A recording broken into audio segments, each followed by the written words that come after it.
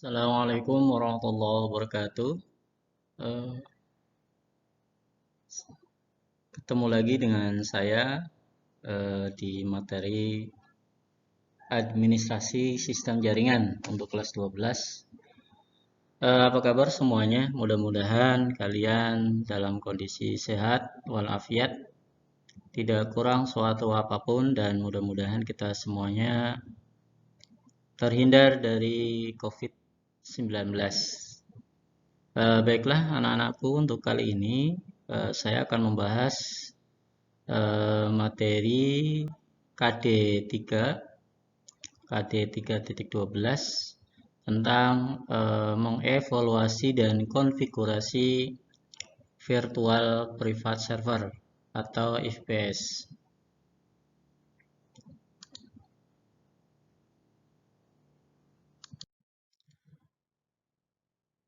Apa sih virtual private server itu? Secara sederhana, pengertian VPS adalah suatu komputer atau server yang dapat digunakan untuk menjalankan software atau menyimpan data, di mana seluruh sumber dayanya hanya digunakan oleh satu user saja. 2/4 VPS menggunakan teknologi virtualisasi hardware server fisik yang kemudian dibagi menjadi beberapa sumber daya yang berbeda. Di dalam VPS tersebut, user bisa menambahkan suatu operating system sesuai dengan kebutuhan atau peruntukan dari VPS tersebut. Jadi dengan kata lain,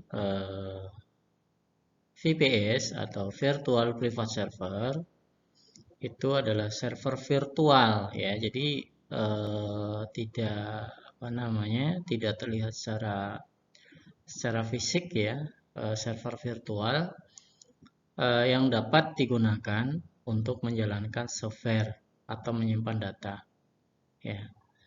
Kemudian fungsi VPS. Apa sih fungsi VPS itu? Yang pertama, sebagai server website pada umumnya. VPS digunakan sebagai server website atau web hosting. Yang kedua, sebagai file hosting.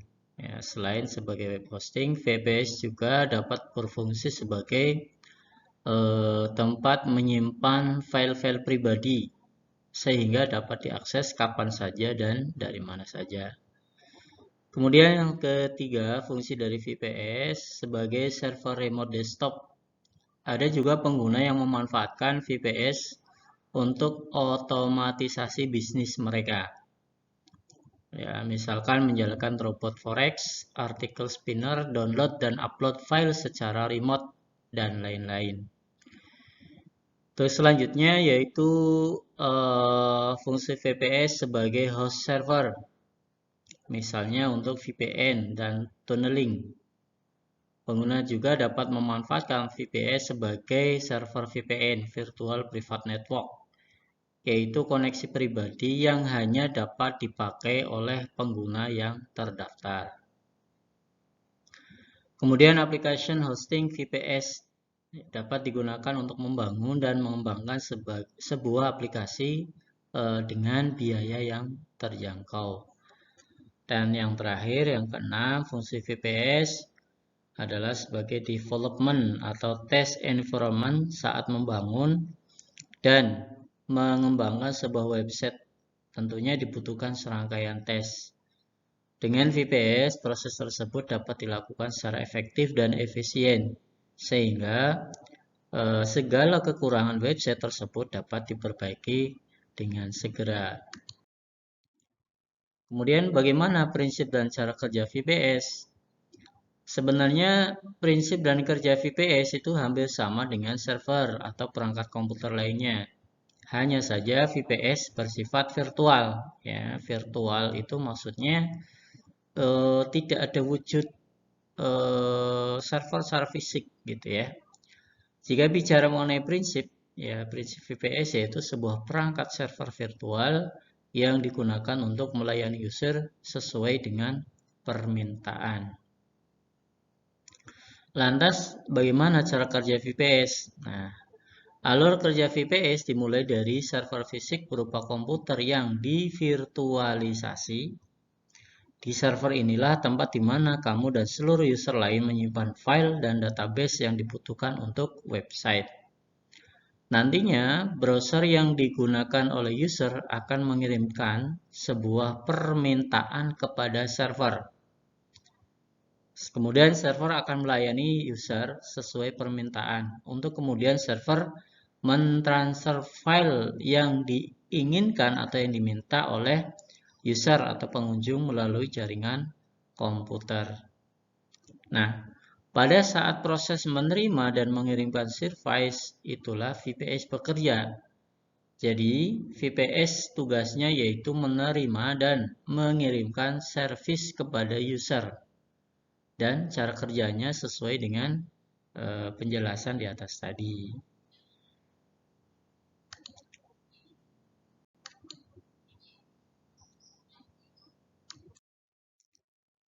Oke, kita masuk ke konfigurasi VPS server ya. Kita praktik untuk yang seperti ini, yaitu menggunakan Linux Debian. Ya, install dulu sebelumnya untuk Linux Debian-nya. Setelah itu baru Anda bisa melakukan konfigurasi seperti yang digambarkan pada video ini ya. Yang pertama, setelah selesai Anda masuk sebagai super user ya. Super usernya adalah root. Kemudian silakan Anda lakukan langkah-langkahnya. Ini yang pertama ada install pptd ya, paket dari VPS-nya. apt-get install pptpd.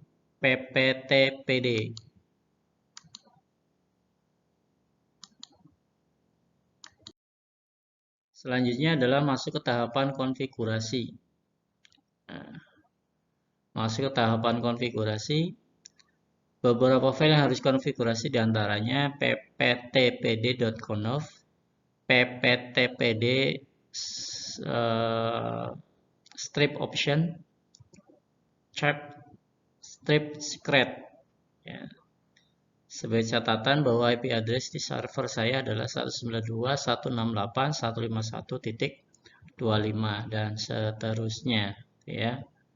Nah, ini kalian ikuti sesuai dengan alurnya ya, alurnya seperti ini, langkah-langkahnya seperti ini, silakan nanti diikuti.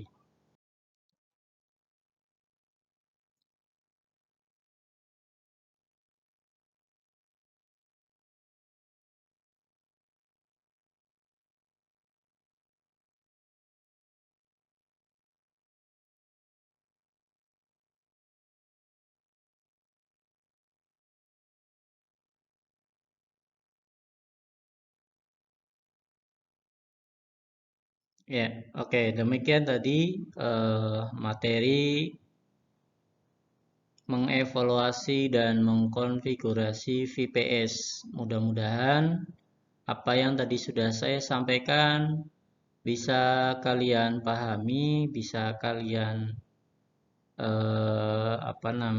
bisa kalian tangkap ya dari penjelasan saya, dan mudah-mudahan apa yang tadi sudah saya sampaikan Anda akan menjadi lebih paham, dan ketika Anda belum paham nanti bisa Anda tanyakan ya, nanti kita bisa diskusi pada saat nanti kita tatap muka di sekolah.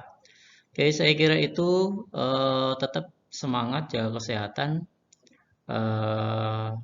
Sekali lagi kita harus kuat untuk menghadapi masa pandemi ini. Jangan lengah karena COVID-19 masih berada di sekitar kita. Saya kira itu sekian dan terima kasih. Sampai jumpa. Assalamualaikum warahmatullahi wabarakatuh.